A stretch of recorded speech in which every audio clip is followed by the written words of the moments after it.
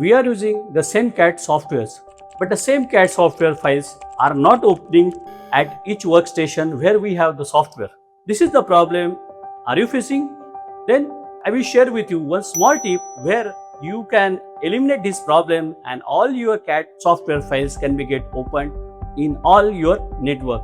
So when you buy any of the CAD softwares, okay, so you can just simply see that when you are saving the 2D CAD software file in which format. Generally, when we save the 2D CAD files, you can see that when you do the save as option, you will find that there are multiple versions of the CAD software file saving. It may be Art 14, 2004, 2007, 2010, 2013 and 2018. These are the latest file formats of DWG and DXF files.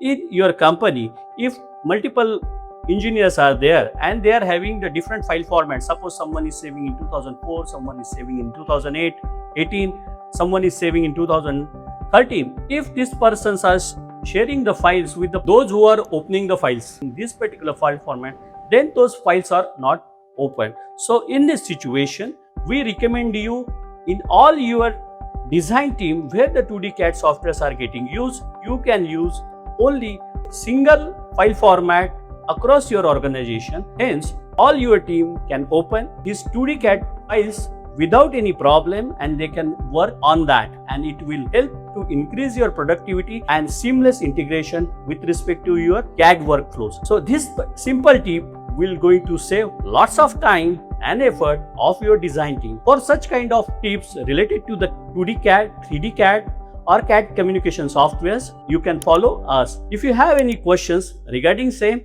you can comment us back below this video. We will come back to you. Thank you.